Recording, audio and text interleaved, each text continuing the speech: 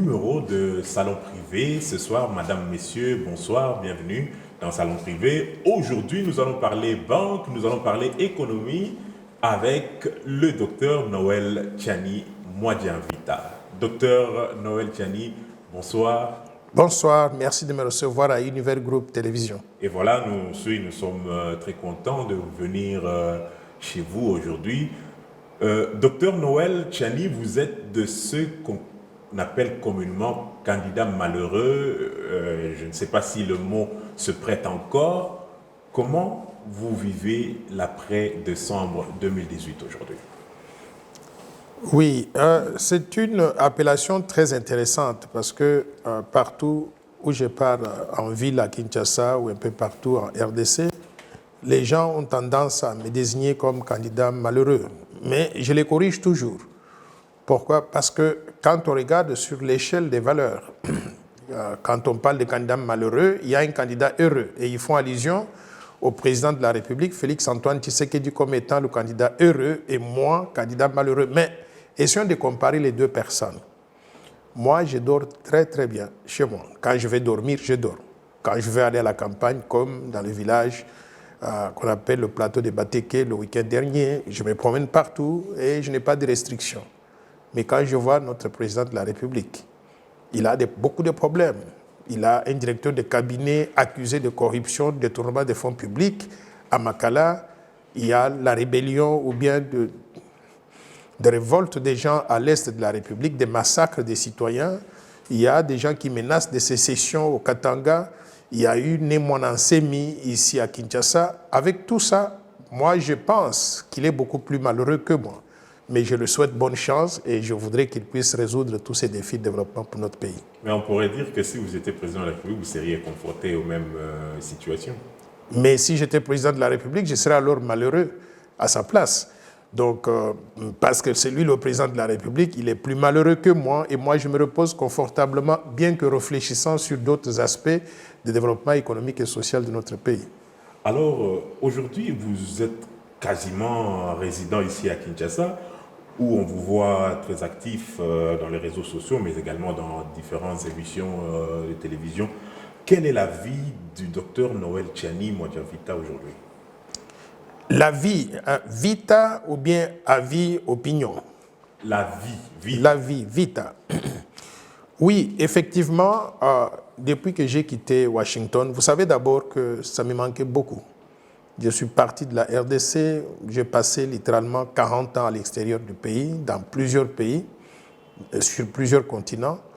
Et il est arrivé un moment, quand j'ai travaillé à New York, dans les banques commerciales, à JP Morgan Chase, Citibank et puis Republic National Bank of New York, j'ai travaillé sur les pays des Caraïbes et d'Amérique latine. Il est arrivé un moment où j'avais des difficultés à parler français. J'ai commencé à oublier le français. Et j'avais senti qu'il y avait un danger. Déjà, d'un côté, j'avais des difficultés à parler les langues nationales, certaines que je maîtrisais très bien, je commençais à oublier, mais le français, qui est notre langue officielle, je commençais à avoir des difficultés à parler ça. Donc, quand je suis parti de New York à la Banque mondiale à Washington, j'ai senti que je me suis retrouvé dans un environnement où il y avait quand même beaucoup de francophones, je pouvais pratiquer, me mettre à jour. Mais la vie à l'étranger n'est pas facile. 40 ans aux États-Unis et en Europe, ça transforme, ça change la personne. Et on manque parfois de certaines choses auxquelles on était habitué quand on grandissait. C'est ainsi que quand je suis revenu ici, j'appelle ça le retour au bercail. Retour au bercail, je retrouve certaines valeurs, certaines choses que j'aimais beaucoup. Le week-end dernier, nous sommes allés donc au plateau de Bateke. Et devinez quoi?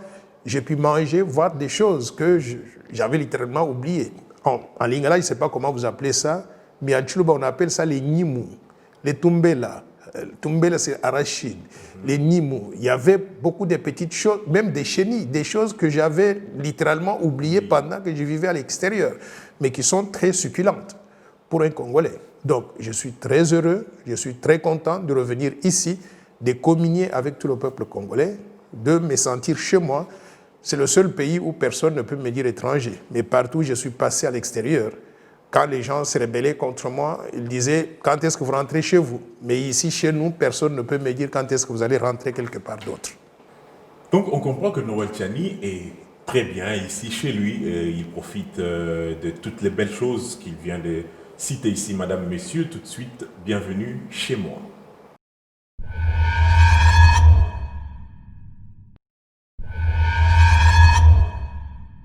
Docteur Noël Tchani, merci encore une fois de nous recevoir chez vous.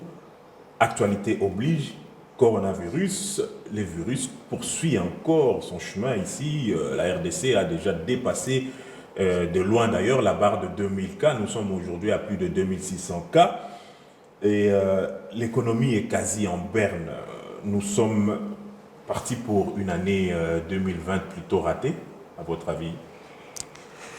Oui, coronavirus, c'est une pandémie, comme tout le monde le sait, qui a commencé en Asie, en Chine, et qui s'est développée un peu partout donc, dans le monde, sur tous les continents d'ailleurs, et avec beaucoup de conséquences économiques, sociales, sur tous les pays. Et en ce qui nous concerne, nous, la République démocratique du Congo, je pense que nous sommes en train de subir les pleins fouets de cette pandémie qui est importée donc de l'extérieur. La propagation continue donc son chemin. Vous avez bien dit de mentionner que nous sommes aujourd'hui à 2660 cas. Je pense que d'ici là, la fin du mois, on aura pratiquement dépassé donc la barre de 3000 cas. C'est une situation préoccupante. Mais moi, je voudrais relativiser les choses. Pourquoi? Parce que par rapport aux moyens qui ont été déployés et qui ont été mis dans les mains de l'équipe de riposte, je pense que nous avons, en tant que pays, fait très bien de pouvoir contenir la propagation de la pandémie. Quand je vois ce qu'on a fait aux États-Unis, ce qu'ils ont fait en Europe, en Chine, ou en France, en Angleterre et consorts, et le nombre de cas de contamination, le nombre de décès qu'ils ont enregistrés, je crois que nous avons beaucoup de chance. Je frappe encore de mon doigt sur la table en disant que Dieu nous protège pour qu'on ne puisse pas aller trop loin par rapport à la situation que nous avons aujourd'hui. Je suis heureux d'entendre aujourd'hui Dr Muyembe nous dire qu'on va atteindre le pic d'ici la fin donc, du mois. Et si on atteint le pic, je m'attends à ce qu'on commence donc à diminuer le nombre de propagations jusqu'à terminer tous ces cas de propagation pour qu'on ne puisse plus parler donc, de la pandémie. J'espère que cela donc, sera le cas. Mais j'aurais souhaité que notre gouvernement ait un peu plus de moyens et donne un peu plus de moyens à cette équipe de riposte pour qu'elle puisse faire mieux que ce qu'elle a fait jusqu'à présent. Alors, Noël Tchani, chez vous, comment vous gérez les mesures barrières, tout ça? Vous vous en sortez? Oui, vous savez, ici on est dans la commune de la Gombe, on était les premiers à être ciblés lorsqu'on avait appelé Gombe l'épicentre de la maladie. Je crois que ça a alerté, ça a attiré mon attention. Donc j'ai fait en sorte que tout celui qui est dans ma famille puisse respecter ces mesures-là scrupuleusement. On fait en sorte qu'on puisse se laver les mains régulièrement, qu'on puisse maintenir la distance suffisante quand on a des interlocuteurs. Pour nous autres qui sommes en contact tout le temps avec la presse, qu'on maintienne une distance d'au moins 1 mètre entre les interlocuteurs. C'est pour cela que vous êtes assis à plus d'1 mètre par rapport donc à moi. On porte les masques tous les jours quand on sort. Et on évite d'être dans des attroupements. Donc je crois que ces mesures barrières sont très respectées dans ma famille. Et je fais aussi la même chose pour propager donc ces mesures-là dans mon quartier. Mes voisins ici, nous en parlons donc régulièrement. Et je suis même sorti donc de ma maison pour parler aux gens dans la rue, dans mon quartier, pour m'assurer que tout le monde était donc sensibilisé. Donc nous faisons avec, ce sont des mesures inconfortables, mais il faut les respecter parce que ça va de la santé donc de chacun de nous, mais également de la santé de toute la population. Alors, débat d'intellectuel, débat d'intello, si je peux dire, Noël Tchani, on sait que vous êtes une intelligence incontournable et incontestable d'ailleurs. L'Académie française est venue bouleverser un peu les choses en ce qui concerne l'appellation plutôt féminin que masculin pour Covid. Ils veulent que nous disions la Covid alors que nous étions déjà habitués à dire le Covid. D'ailleurs, vous avez fait vous-même une blague à ce sujet-là sur votre compte Twitter. Alors, est-ce que c'est vraiment nécessaire de changer les choses? Vous savez, l'Académie française a ses règles. Malheureusement, tous les francophones doivent observer ces règles-là. Et si vous ne les observez pas et que vous parlez du Covid au lieu de la Covid, les gens vont vous regarder comme pour dire vous ne connaissez pas de quoi vous parlez. Donc, moi, personnellement, j'ai trouvé qu'on était habitué avec le Covid, et ça sonne d'ailleurs très bien. Mais parce que l'Académie française donc, a dit qu'il s'agit ici d'une maladie et que la maladie doit être au féminin. Donc, on doit changer, on doit s'habituer à appeler ça donc la Covid. Il n'y a pas de discussion, ce sont des Français, les membres de l'Académie française qui décident ces choses-là, et tous les francophones comme nous devons nous aligner. Voilà, tout à fait. Alors, autre chapitre, Noël Tchani, on a l'impression que quand on vous lit, souvent d'ailleurs sur les réseaux sociaux, que vous êtes pratiquement devenu le Luambo de la politique. Noël Tchani tire sur tout ce qui bouge. Vous critiquez beaucoup, mais vous savez aussi que naturellement le Congolais lambda aime critiquer.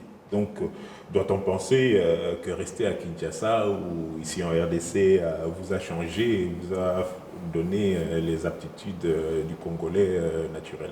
J'aurais bien voulu que les gens trouvent en moi ce retour au bercail comme étant une façon de faire l'immersion dans les pratiques congolaises. Mais il y a de mauvaises et de bonnes pratiques. En ce qui concerne donc critiquer beaucoup, je dirais qu'il y a une différence entre moi et tous les autres que vous lisez sur les réseaux sociaux ou bien qui sont actifs dans la politique congolaise. Non seulement que je critique, mais je propose. J'ai la force de proposition et c'est ça que les autres n'ont pas. Et je voudrais rappeler aux gens que je suis l'auteur du plan Marshall de Noël Tchani pour la reconstruction et le développement de la RDC. C'est une vision de développement pour changer notre société, changer notre pays, qu'on devienne un meilleur pays que ça. Et ce plan-là couvre tous les secteurs. C'est pour cela que quand vous voyez quelque chose, quels que soient les secteurs, j'interviens, j'ai quelque chose donc à dire parce que j'ai quelque chose donc à proposer dans ce secteur-là. Je donne l'exemple.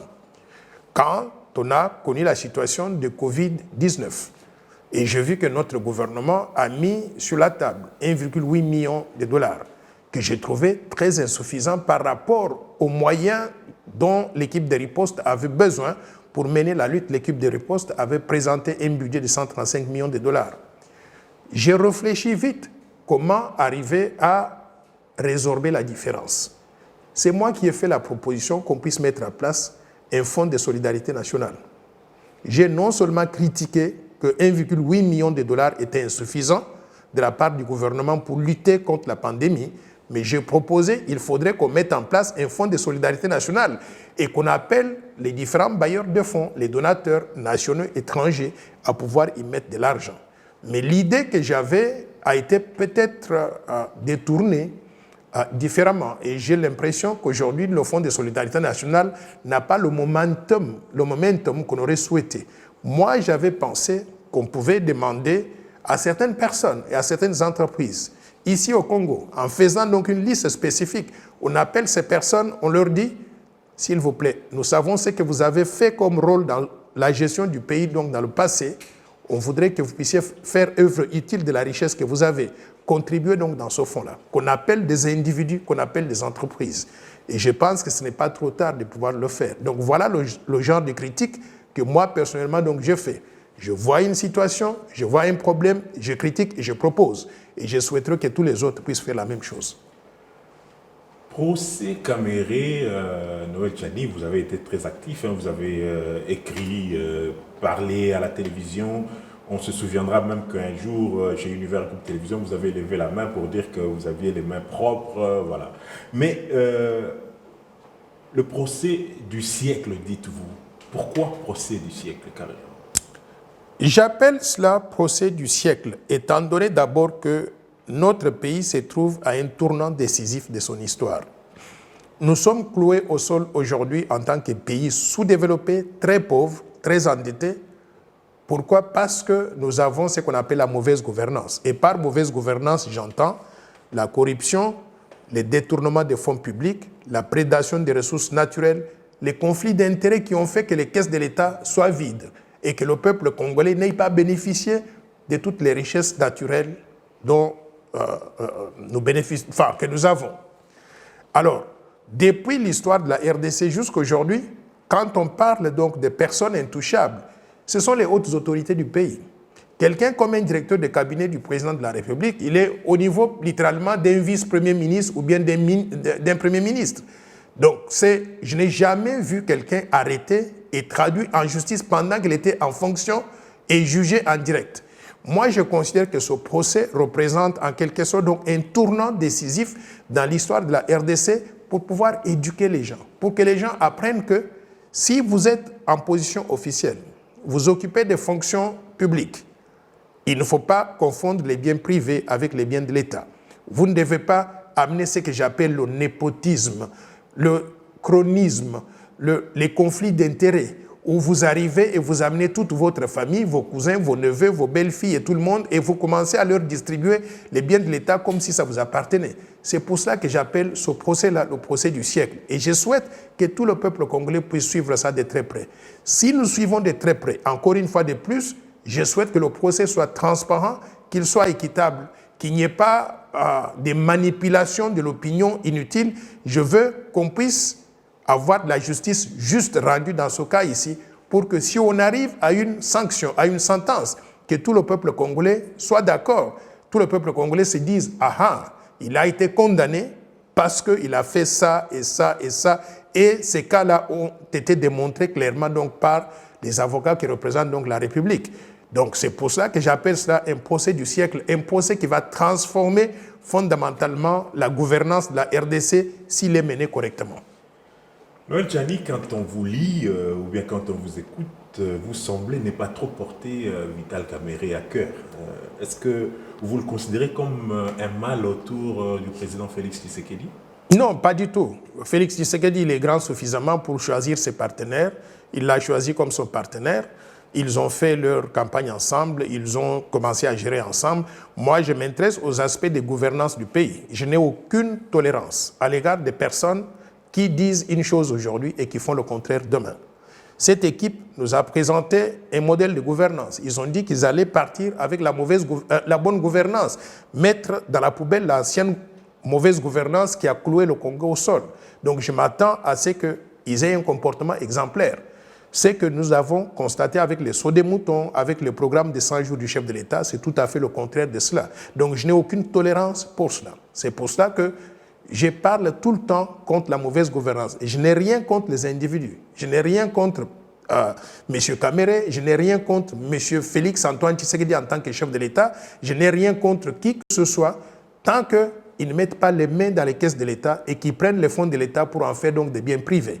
C'est ça que je critique et je souhaite que tout le peuple congolais ait la même attitude. Parce que si nous avons la tolérance pour la mauvaise gouvernance, ce pays ne va jamais décoller. Comment est-ce que vous entrevoyez-vous la fin de ce procès, selon vous? Moi, vous savez que j'ai été, après l'école, mon premier travail à New York, j'étais analyste. Un analyste, non seulement vous analysez les crédits, vous analysez des situations économiques, vous analysez des situations politiques. J'ai une capacité d'analyse très développée par rapport à beaucoup de personnes. J'ai rassemblé des éléments par-ci, par-là. En analysant ces éléments-là, s'ils sont vrais, il n'y a aucune possibilité que Vital Kamerhe puisse gagner ce procès. Il sera condamné par les juges et il sera condamné à des sanctions exemplaires. Pourquoi je dis cela? Parce que quand on a écouté le procès jusqu'à présent, il est difficile donc de dire qu'il a pris cet argent ici et qu'il a déposé là-bas. Mais un intellectuel, c'est ça. Il y a beaucoup de ces cas-là dans le Wall Street à New York où vous ne trouvez pas donc des traces. Mais à la fin de la journée, quand on va reconstituer donc les éléments, je donne un exemple. Comment expliquer qu'une fille qui ne travaille pas, qui est sa belle-fille, puisse avoir une propriété immobilière, mais qu'elle a dû acquérir de la part de quelqu'un qui est accusé comme co-accusé donc de Kamerhe, M. Jamal. Rien que ça, il y a un problème de conflit d'intérêts et je ne vois pas comment, même s'il n'y a pas de traces visibles, il y a eu quelque chose et ils seront condamnés rien que sur ce point-là. Deuxième élément, il a aligné son neveu, M. Massaro. Je comprends qu'il y a beaucoup d'acquisitions immobilières donc, dans la ville de Kinshasa. Il faudra qu'il puisse prouver d'où vient cet argent-là. Et lui-même, si on arrive donc à enquêter d'après les éléments que j'ai lus sur Internet, je peux me tromper. Lui-même, il semble bien qu'il a pu acquérir beaucoup de propriétés immobilières en République démocratique du Congo, en l'espace donc de 6 mois. Comment vous arrivez à justifier ça? Même s'il n'y a pas de traces, je ne vois pas comment il va s'en sortir. Donc je m'attends à ce que ce procès-là soit un procès exemplaire pour éduquer tout le monde, mais je lui souhaite bonne chance. S'il arrive à être acquitté, je serai le premier à applaudir. Mais là, justement, est-ce que vous évoquez pas ce que lui, justement, a dit par présomption de culpabilité plutôt que présomption d'innocence? Parce que quand on prévoit déjà qu'une personne devrait être condamnée, c'est-à-dire qu'on fait valoir plutôt la présomption de culpabilité que la présomption d'innocence. Non, moi, je considère qu'il a la présomption d'innocence. Mais dans cette présomption d'innocence, il y a des éléments que j'ai analysés, que je lis sur Internet. Et je vous dis qu'en les lisant sur les réseaux sociaux, tout le monde n'a pas la même capacité d'analyse. Je vous dis bien que moi, j'ai vu dans le Wall Street des gens qui étaient accusés, comme les Madoff et consorts, qui sont accusés de conflits d'intérêts. Et quand on arrive à faire la reconstitution, je ne sais pas si ici ils auront accès aux comptes bancaires, mais si on prend les comptes bancaires de M. Kamere, de son épouse, de ses enfants, si on constate qu'il y a eu des mouvements de fonds qui sont anormaux, rien que ça, ça va être très difficile pour lui de convaincre les juges qu'il n'y a pas eu une affaire de détournement de fonds, même déguisée. C'est ça que je suis en train de dire. Mais cela étant, il bénéficie de la présomption d'innocence. S'il n'y a pas tous ces éléments-là qu'on arrive donc à prouver, il sera acquitté. Et je serai le premier à applaudir donc dans ce cas-là. Le premier à applaudir, c'était Noël Tchani. Nous allons tout de suite passer à notre rubrique Vie quotidienne.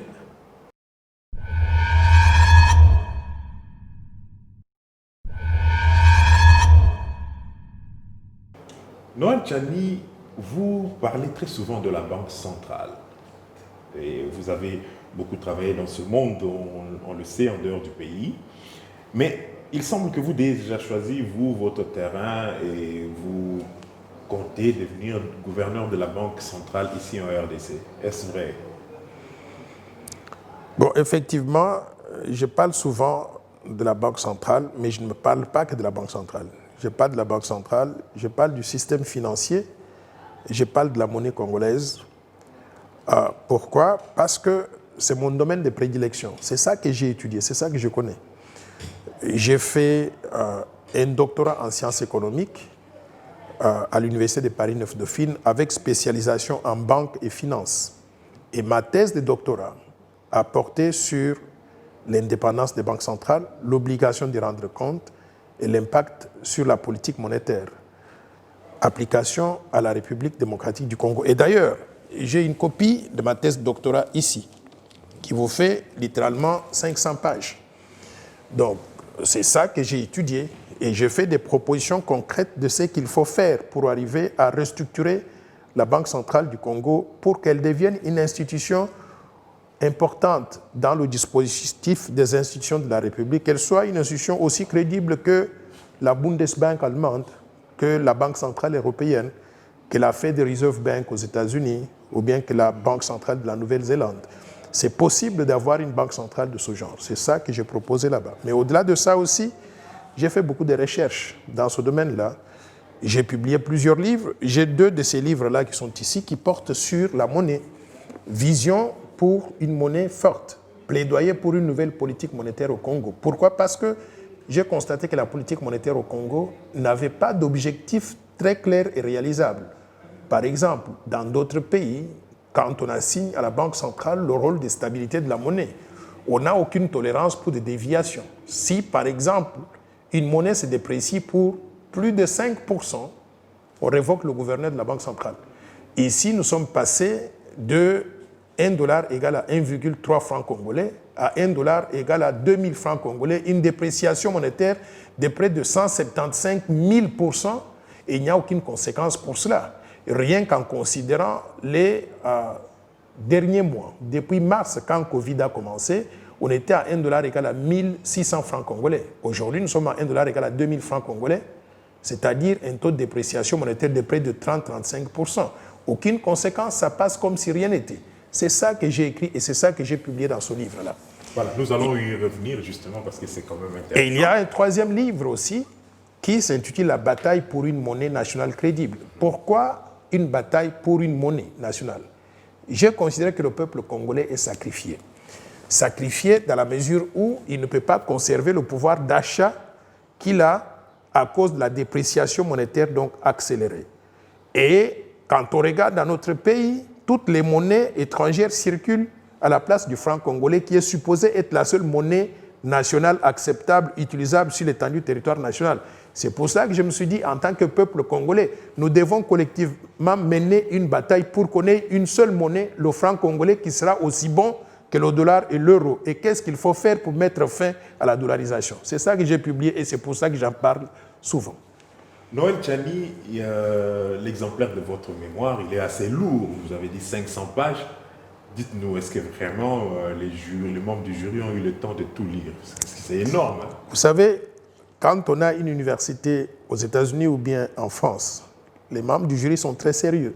Non seulement qu'ils ont lu, mais qu'ils ont écrit des commentaires pour me dire « Vous avez raison ici, ici nous proposons ceci, si vous avez à publier dans l'avenir, vous pourrez prendre tel angle. » Donc, il y a eu des professeurs très sérieux. Par exemple, le président de mon jury de thèse, professeur Christian Desboissieux, il était doyen de la faculté des sciences économiques à l'université de Paris 1 Panthéon-Sorbonne et il était aussi président du Conseil économique et social en France. C'était lui d'ailleurs qui était pressenti pour devenir gouverneur de la Banque de France. Ce n'est pas n'importe qui. Donc il y a eu plusieurs professeurs comme ça, David Marsh, venu de Londres, ou Claude Bismuth, qui sont très réputés, dans Jean-Claude Berthélemy, qui sont réputés donc, dans le domaine donc, des banques, dans le domaine de la finance internationale. Donc, ils ont eu l'occasion de lire, de commenter et de me féliciter. Entre parenthèses, j'ai eu le doctorat avec la mention très honorable, avec les félicitations du jury et aussi avec l'autorisation de publier. C'est la plus haute mention qu'on peut délivrer à un étudiant dans une université française. Félicitations, Noël Tchani. Merci. Vous avez quand même un CV assez long, hein, il faut le dire. Noël Tchani, vous avez spécialement dans le domaine des finances, de monnaie et tout, plusieurs projets à la Banque mondiale où vous avez travaillé pendant plusieurs années, transformation des économies en difficulté en Afrique. Vous avez dirigé des programmes ambitieux qui ont vu des économies des différents pays se transformer. Aujourd'hui, vous êtes là chez vous en RDC. Vous êtes forcément dans l'attente d'un éventuel fauteuil présidentiel pour agir ou comment? Parce que pourquoi ne pas aujourd'hui faire participer le pays de votre expertise autrement que forcément en tant que président de la République? Vous savez, tous les jours, j'utilise non seulement mes études antérieures, mon expérience professionnelle pour impacter sur le fonctionnement de notre pays, des institutions ou sur la vie des Congolais.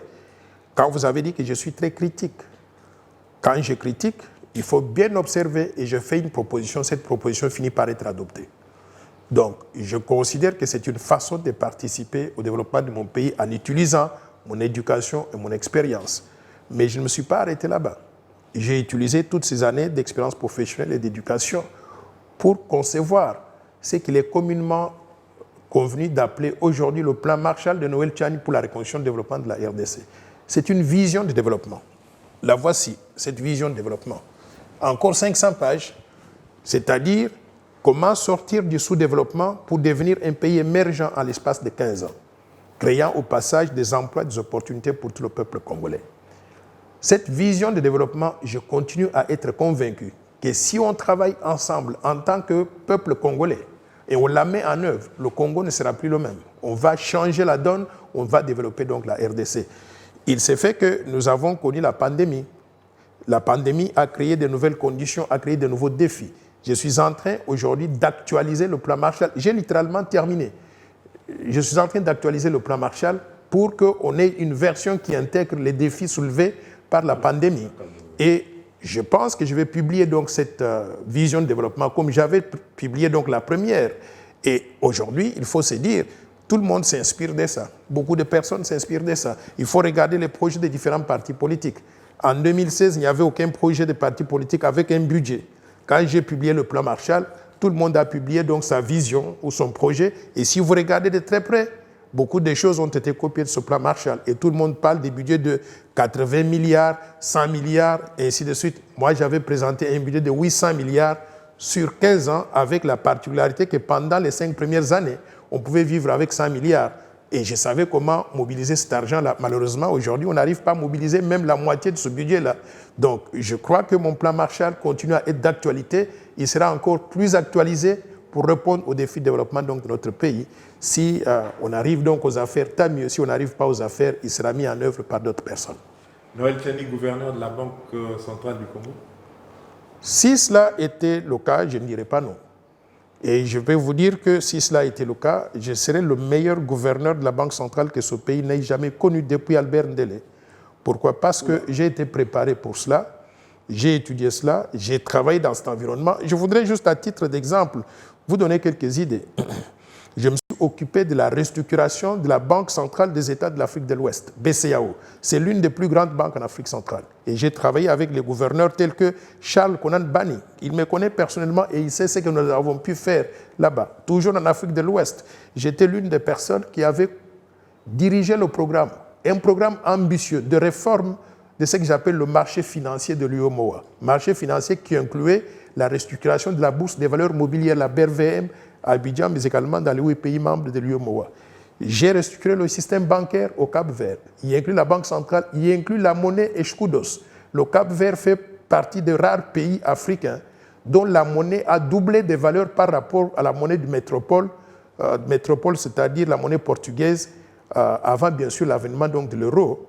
Et c'est l'une des rares économies où je peux dire la monnaie est très bien gérée. Et j'étais l'une des personnes qui était chantre de cela. Et j'ai supervisé au Cap-Vert la diversification du secteur financier.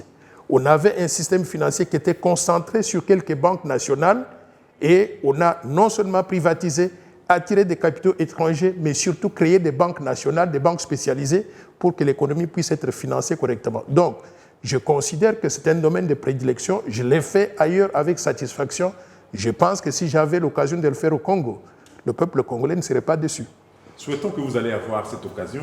Noël Tchani, aujourd'hui, le dollar a atteint la barre de 2000 francs congolais.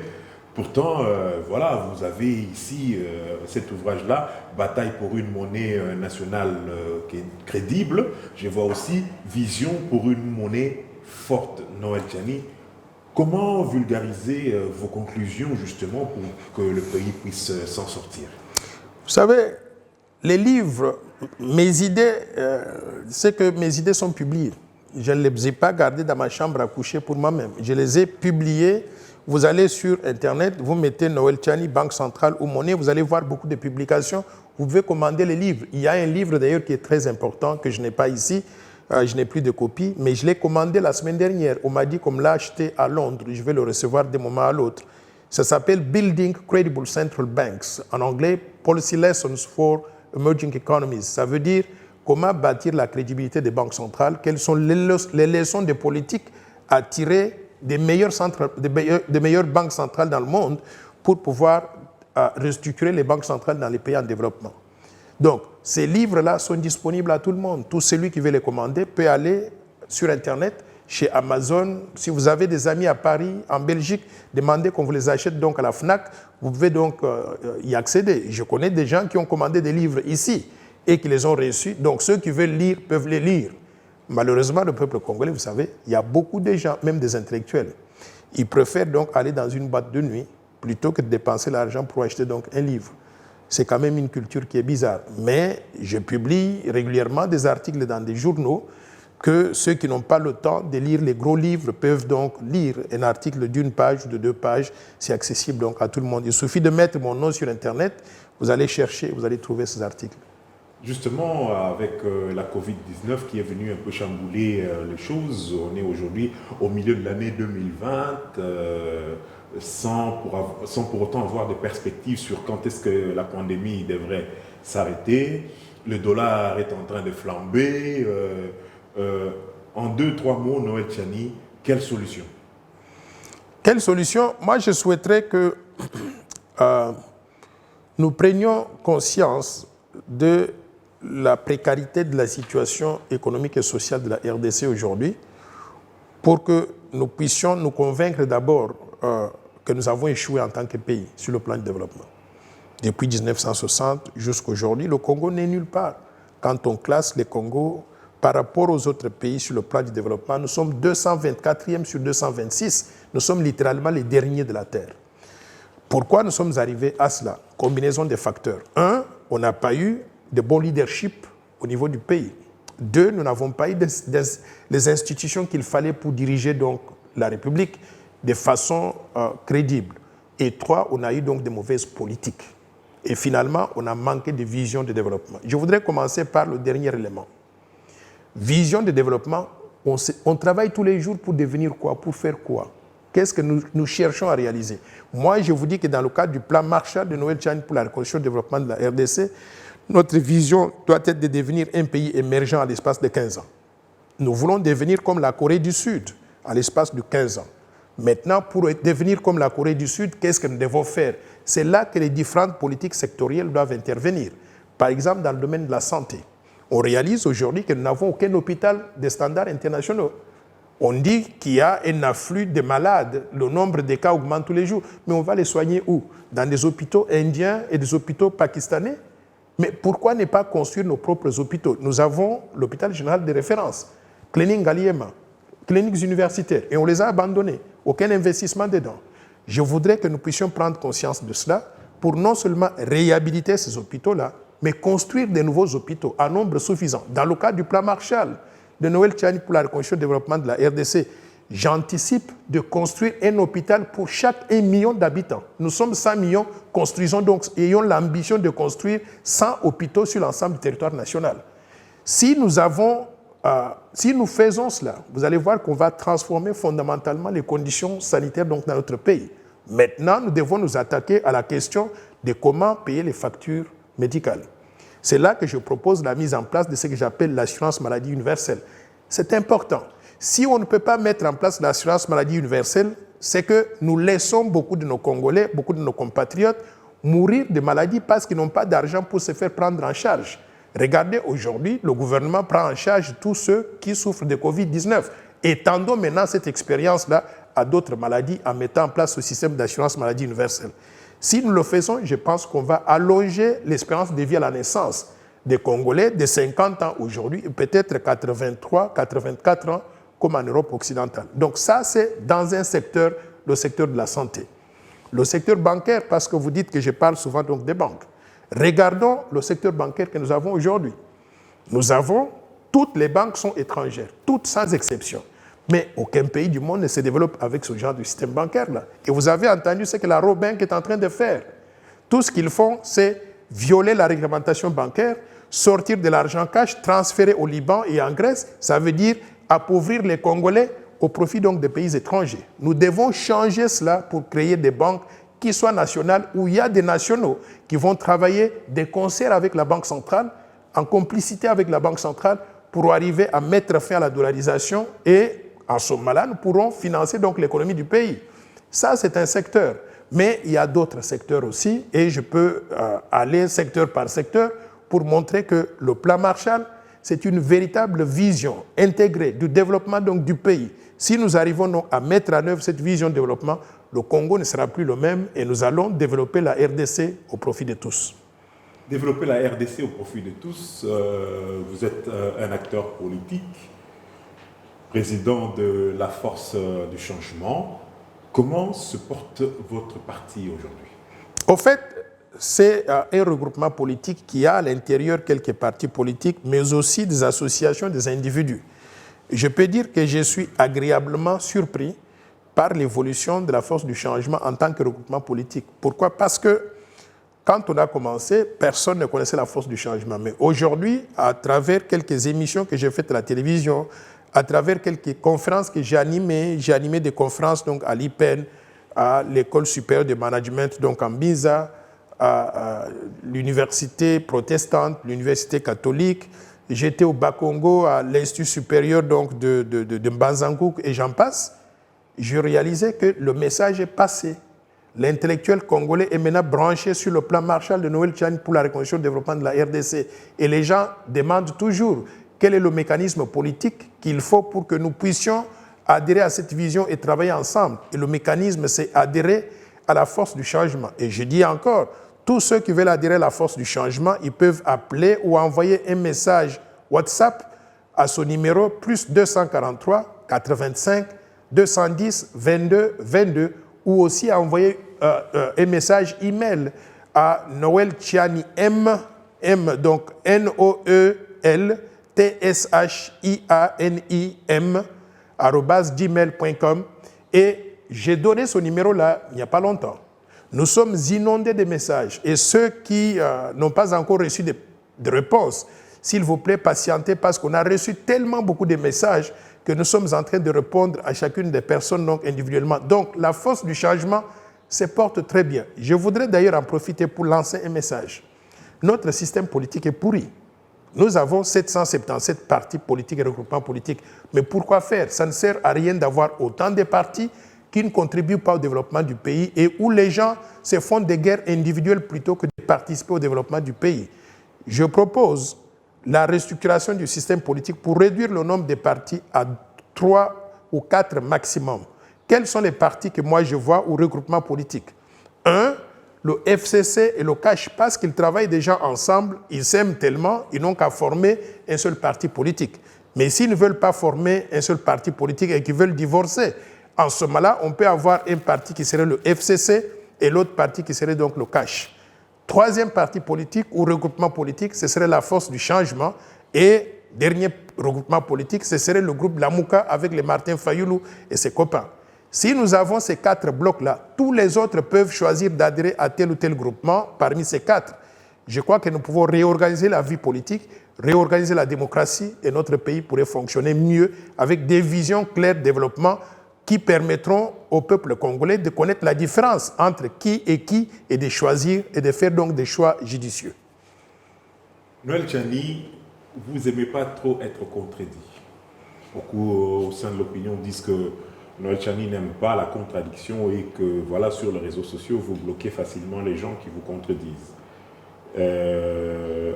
Quand on écoute Noël Tchiani, on a comme l'impression que c'est lui le meilleur, qu'il n'y a pas mieux que lui. Comment vous répondez à ça? Et je commence par la dernière portion. Moi, je crois qu'en tant que peuple congolais, nous devons reconnaître les mérites de chacun de nous. Et la société est composée de gens ayant des qualités différentes. Noël Tchiani est le meilleur dans le domaine qui est le mien, des banques centrales, des finances. Ça, c'est mon domaine de prédilection. C'est ça que j'ai fait et j'ai étudié pendant pratiquement 40 ans et j'ai travaillé dans ce domaine-là. Vous trouverez difficilement quelqu'un qui connaît mieux que ça. Mais si vous prenez maintenant le domaine du football, je peux vous dire que Noël Tchiani est le dernier par rapport, par exemple, à Trésor Mputu ou bien Mantampi. Ils sont meilleurs que moi, ils savent comment capter la balle, ils savent comment dribbler pour marquer. Quand vous prenez maintenant le domaine musical, je sais chanter comme je l'ai fait donc à Univers Télévision, mais est-ce que je peux tenir tête à Kofi Olomide ou bien Cindy Locker? Non, ils sont beaucoup meilleurs que moi. Donc, il faut donner à chacun de nous son domaine d'expertise et reconnaître qu'il est mieux dans ce domaine-là. Maintenant, en ce qui concerne ceux qui disent que je n'aime pas la contradiction, ce n'est pas vrai du tout. Sur les réseaux sociaux, on trouve un peu de tout. Des gens qui vous distraient pour que vous ne puissiez... Et j'ai l'impression d'ailleurs qu'il y a des gens qui sont plantés sur les réseaux sociaux pour vous amener dans des discussions futiles et vous empêcher donc d'avoir une discussion constructive qui aboutit à des conclusions qui vous amènent à avancer dans la société. Quand je constate qu'il y a des gens qui sont comme ça, qui ne veulent pas discuter de façon constructive, mais qui veulent vous bloquer pour empêcher vous distraire, je les bloque, je les supprime. Mais j'accepte des points de vue des gens qui viennent de tous les sens. Et d'ailleurs, je soulève souvent des discussions sur Twitter ou bien sur Facebook en disant « Voici le problème, quel est votre avis ?» Et les gens peuvent donner des avis différents. Mais tant que vous donnez cela de façon civilisée, c'est acceptable.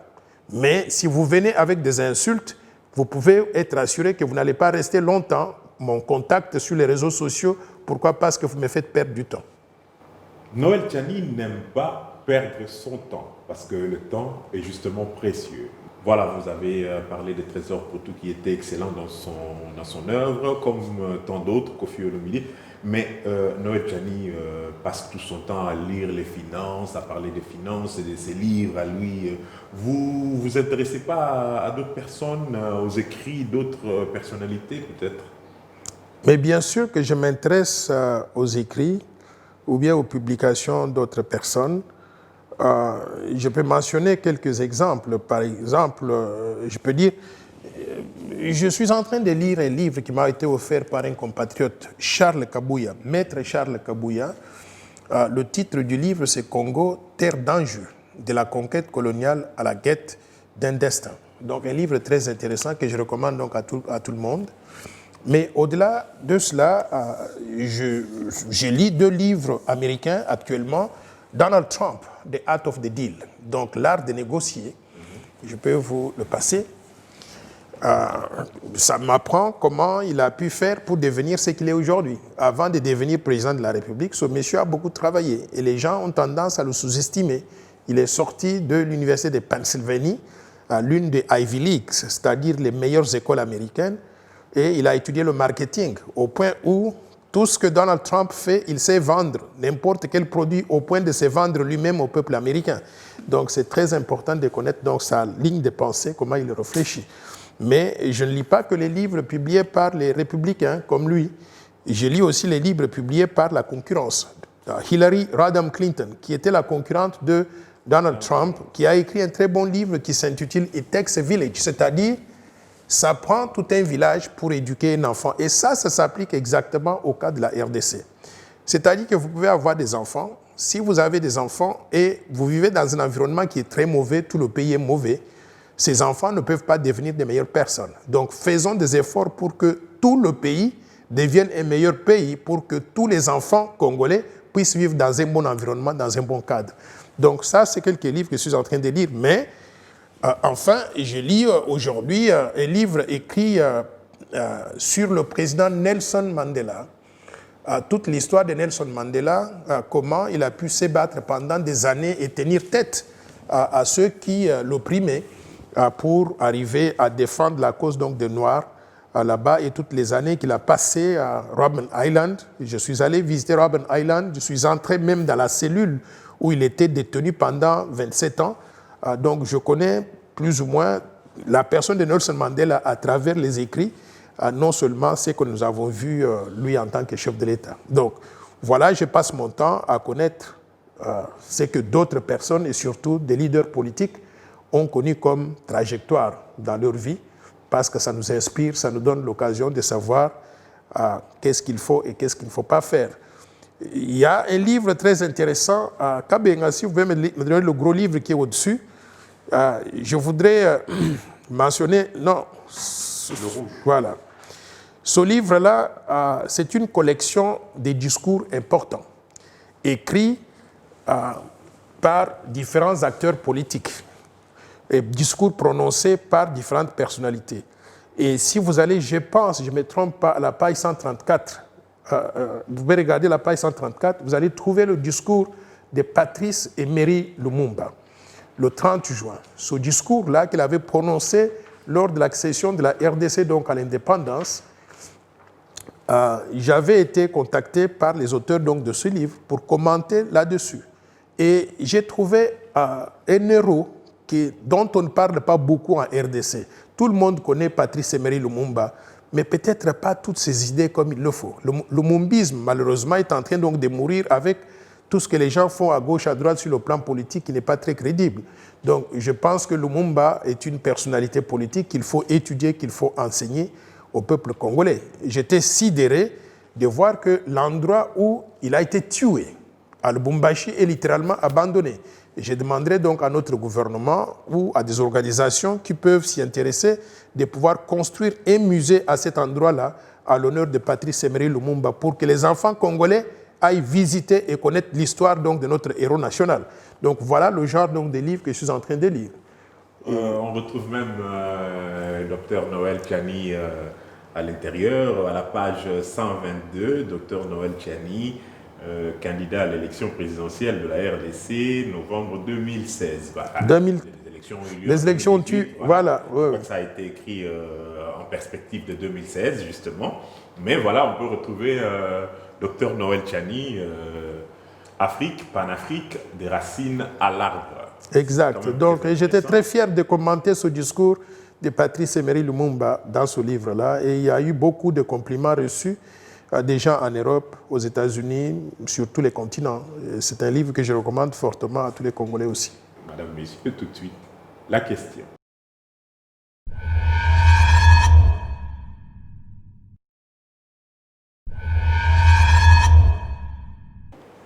question du jour avec le docteur Noël Tchani. Mais juste avant, Noël Tchani, j'ai remarqué quand même qu'il y a deux diplômes, je dirais diplômes et certificats accrochés à votre mur. Je vois ici diplôme de mérite politique. Expliquez-nous un peu, vous, meilleur politicien de l'année 2019. Oui, effectivement, vous savez d'abord que je ne suis pas politicien. Je n'ai jamais travaillé en politique et je considère que le fait d'être candidat à la présidence de la République ne me donne pas les qualifications pour être politicien. Il y en a qui ne font que ça toute leur vie, qui devaient être mieux que moi. Mais cette ONG qui s'appelle Presse en action pour le développement, ils ont analysé le comportement des hommes politiques congolais. Et ils ont déterminé que j'étais différent des autres. Que non seulement je m'intéresse à faire la politique et je me suis intéressé à diriger la République, mais je suis venu dans la politique avec un objectif bien spécifique, de développer la RDC, de sortir la RDC du sous-développement pour en faire un pays émergent et de créer des emplois et des opportunités pour tout le peuple congolais. Ils ont trouvé que c'était original et de venir non seulement en parlant, mais de venir avec un plan bien conçu, bien précis, en disant aux gens, si nous faisons ça pendant autant d'années et ça va nous coûter autant, voici à quoi nous allons arriver. Basé sur cela, ils ont déterminé que j'étais le meilleur politicien par rapport donc aux autres, par rapport à ce à quoi on nous a habitués donc dans notre pays. Et j'étais fier donc d'avoir obtenu ce prix-là. Certificat d'ambassadeur de développement et du social. Effectivement, c'est une reconnaissance qui m'a été accordée par une agence qu'on appelle Maxi Agency et c'est une ONG basée ici donc à Kinshasa au Congo. Ils ont aussi constaté que je m'intéressais beaucoup aux questions de développement et qu'ils pensent d'ailleurs que mon entrée sur la scène politique a changé de discussion, d'orientation. Beaucoup de gens sont éveillés ou bien plus alertés aux questions de développement qu'on le faisait donc dans le passé et ils considèrent que je contribue donc à l'éducation populaire, à l'éducation des masses, mais également à l'éducation du leadership politique pour que nous puissions mettre les questions de développement et du social sur la table et que ce soit donc les priorités des priorités pour notre pays. C'est basé sur cela qu'on m'a donné donc ce certificat et j'étais encore fier de l'obtenir. J'ai dédié d'ailleurs ces deux certificats à mon équipe parce que mon équipe, la force du changement, ils font un travail extraordinaire pour que nous puissions être reconnus de cette façon-là. Mais au-delà, je voudrais dédier ces deux certificats à la jeunesse congolaise parce que le développement de ce pays ne va pas se faire au hasard. Ça va se faire avec les jeunes lorsqu'ils vont s'impliquer dans ce que nous devons faire, lorsqu'ils vont faire ces choses-là de façon différente par rapport à ce que nous avons toujours connu. C'est pour ça que j'insiste. L'éducation constitue l'investissement principal pour arriver à développer la RDC. Je veux que la jeunesse congolaise donc, soit bien éduquée, qu'elle soit bien instruite, qu'elle puisse pousser davantage donc, dans les études au maximum, qu'elle puisse bénéficier donc, des meilleurs cadres. Et si on arrive à développer ces ressources humaines, ce Congo va développer grâce à eux. Mais enfin, je voudrais dédier ces deux prix au peuple congolais. Parce que je sais que nous avons connu des situations extrêmement difficiles depuis 1960. Et aujourd'hui, nous sommes arrivés à ce que j'appelle, nous sommes à la croisée des chemins. À la croisée des chemins avec la pandémie. Si nous faisons des efforts, nous allons décoller d'une façon spectaculaire pour ne plus jamais retomber dans les erreurs du passé. Mais si nous continuons à faire des choses comme par le passé, je pense que ce Congo n'est pas promis à un bel avenir. Mais moi, personnellement, je reste donc optimiste. Je continue à penser que si nous travaillons ensemble avec un bon leadership, avec une bonne vision, nous pouvons décoller en tant que pays. Et dans 15 ans, nous allons vous délivrer un pays émergent qui va créer des opportunités pour chacun de nous, pour chacune des Congolaises, pour que chacun de nous vive mieux. Pour que chacun vive mieux, Noël Tchani, la question du jour, qu'attendez-vous pour votre propre compte de la part du président Félix Tshisekedi? Personnellement, j'attends que le président Félix Antoine Tshisekedi mobilise tout le peuple congolais. Qu'il ne mobilise pas simplement Noël Tchani Mwadjanvita, mais nous sommes 100 millions de Congolais. Qu'il mobilise donc tout le monde pour que chacun regarde dans la même direction, que nous nous mettions au travail Et si nous nous mettons au travail avec une vision claire de développement et que nous arrivons à faire ce que nous avons conçu comme vision de développement, je suis convaincu que nous allons développer la RDC pour que chaque enfant congolais se sente fier d'avoir un pays qui est riche. Mais richesse dont on ne parle pas simplement, mais richesse qui sera transplantée dans les conditions de vie de chacun de nous. C'est possible de le faire. Et pour le faire, je crois que tout le peuple congolais regarde dans la même direction, regarde dans le sens de voir le chef de l'État où est-ce qu'il veut nous amener. Je demande donc au président de la République de jouer ce rôle de leadership, de nous mobiliser tous pour que nous puissions nous insérer dans ces efforts de développement du pays. Noël Tchani, vous êtes chrétien? Je suis catholique pratiquant et à Washington, je travaille dans mon église comme ministre eucharistique. Et je donne la communion, je célèbre la messe avec les prêtres. Je fais la première lecture ou la deuxième lecture donc pendant la messe. Et beaucoup de personnes ne savent pas ça. Mais à Washington, dans mon quartier, tout le monde me connaît dans ce sens-là. Alors je vous laisse face à la caméra, Noël Tchani, aujourd'hui. Vous avez certainement, en tant que chrétien, deux personnes ou une personne en particulier à qui vous aimeriez dire pardon pour quelque chose que vous auriez fait qui aurait lésé une personne.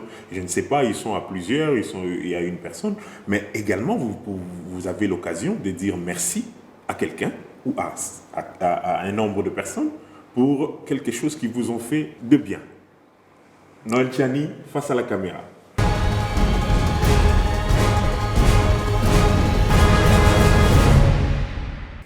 Je voudrais dire merci au peuple congolais.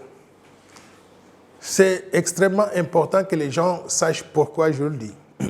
Je l'avais dit avant, j'ai étudié pour arriver là où je suis aujourd'hui grâce à la bourse qui m'a été donnée par le gouvernement du Zaïre à l'époque.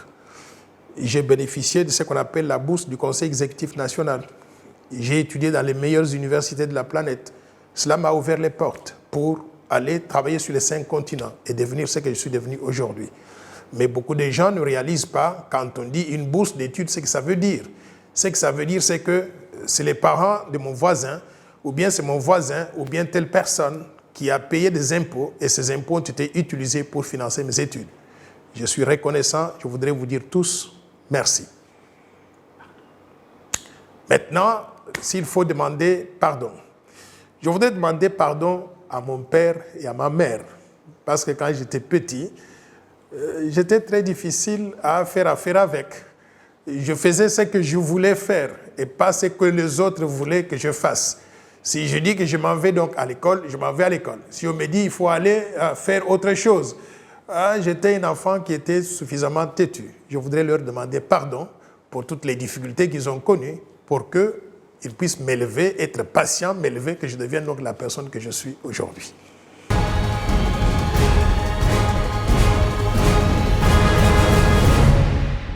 C'était Salon Privé avec le docteur Noël Tchani Mwadjavita. Madame, Messieurs, bonsoir. Prochain rendez-vous la semaine prochaine.